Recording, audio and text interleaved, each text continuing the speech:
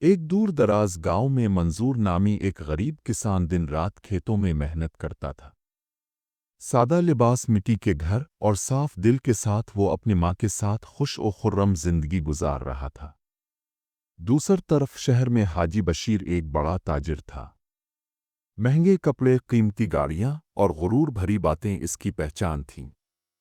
الفاق دن منظور شہر گیا فصل بیچنے۔ وہاں اس کی ملاقات حاجی بشیر سے ہوئی، جس نے اس کے لباس اور انداز پر طنزیہ ہنسی اڑائی۔ حاج بشیر نے منظور کو پیشکش کی کہ میرے ساتھ کام کرو، میں تمہیں امیر بنا دوں گا۔ منظور نے انکار کیا، مجھے عزت چاہیے، غرور نہیں۔ حاج بشیر منظور کو نیچا دکھانے لگا۔ اس نے دوسرے تاجروں میں مشہور کیا کہ یہ دیہاتی ناسمجھ ہے، اس کا کوئی مستقبل نہیں۔ اس شہر میں ایک دانا بزرگ بابا حکیم نے منظور کو کہا، بیٹا، عاجزی کی جڑ گہری ہے، صبر کا پھل میٹھا ہوتا ہے۔ رات کے سناٹے میں حاجی بشیر تنہا بیٹھا اپنی زندگی کی غلطیوں کو یاد کر رہا تھا۔ اس کے آنسو خاموشی سے گالوں پر بہہ رہے تھے۔ اگل صبح حاجی بشیر بابا حکیم کے پاس آیا۔ لرزتی آواز میں بولا، بابا جی، میں نے زندگی میں غرور کیا، آج میں صرف معافی مانگنے آیا ہوں۔ بابا حکیم نے کہا، بیٹا، دل کے زخم دوائی سے نہیں، عاجزی سے بھرتے ہیں۔ جن سے تو نے دل دکھایا، ان سے معافی مانگ۔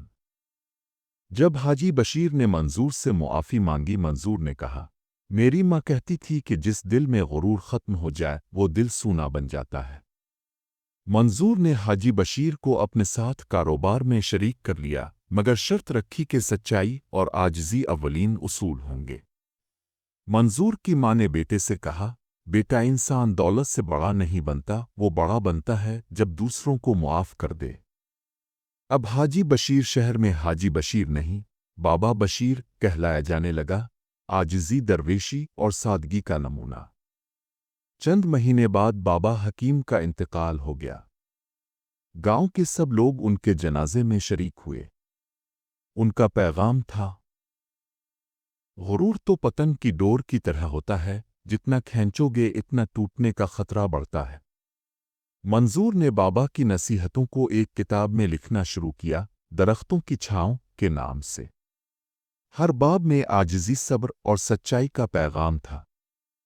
کہانی ہمیں سکھاتی ہے کہ زندگی میں سب کچھ بدلا جا سکتا ہے، اگر دل بدل جائے۔ غرور ختم ہو تو رب قریب آ جاتا ہے۔ اب بابا بشیر کی دکان پر نوجوانوں کا رش لگنے لگا۔ وہ انہیں کاروبار نہیں، زندگی سکھاتا تھا۔ کہتا، دل سے غرور نکال دو، رزق دوڑتا ہوا آئے گا۔ منظور چاہتا تھا کہ گاؤں کے بچے تعلیم حاصل کریں۔ اس نے فیصلہ کیا کہ وہ ایک چھوٹا سا اسکول بنائے گا، بابا حکیم کے نام پر۔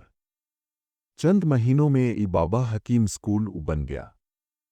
دیہاتی بچے جو پہلے کبھی قلم نہیں پکڑ سکے تھے، اب پڑھنا سیکھ رہے تھے۔ جب شہر کے لوگوں نے سنا کہ حاجی بشیر اب بابا بشیر بن کر گاؤں میں تعلیم، نرمی اور معافی کا درس دے رہا ہے، تو وہ حیرت میں پڑ گئے۔ بابا بشیر اور منظور اب ہر سال گاؤں کے یتیم بچوں کی شادیاں کرواتے، بیواؤں کو راشن دیتے اور ہر دل میں امید کا چراغ جلاتے۔ بابا بشیر کہا کرتا، غرور نے مجھے تباہ کیا، عاجزی نے مجھے زندہ کیا۔ جب میں نے جھکنا سیکھا تب رب نے مجھے اٹھایا۔ وقت گزرا، منظور کا بیٹا بڑا ہوا، دیہاتی اسکول سے نکل کر عالم بنا۔ اس نے بابا حکیم کا پیغام کتابوں اور ویڈیوز کے ذریعے دنیا تک پہنچایا۔ لوگ کہتے تھے، یہ بابا حکیم کی روح کا عکس ہے۔ وہ چلا گیا مگر اس کی سوچ زندہ ہے، منظور بشیر اور اب اس کے بیٹے میں۔ الفاق وقت تھا جب غرور نے دلوں میں اندھیرا کر رکھا تھا۔ آج ہر گھر میں عاجزی کا چراغ جل رہا ہے، جو بابا حکیم نے ایک دہائی پہلے جلایا تھا۔ کہانی ختم نہیں ہوئی، بلکہ شروع ہوئی ہے وہاں سے جہاں غرور نے ہار مانی اور عاجزی نے دلوں کو جیت لیا۔ ختم ہوا غرور اور شروع ہوا ایمان کا سفر۔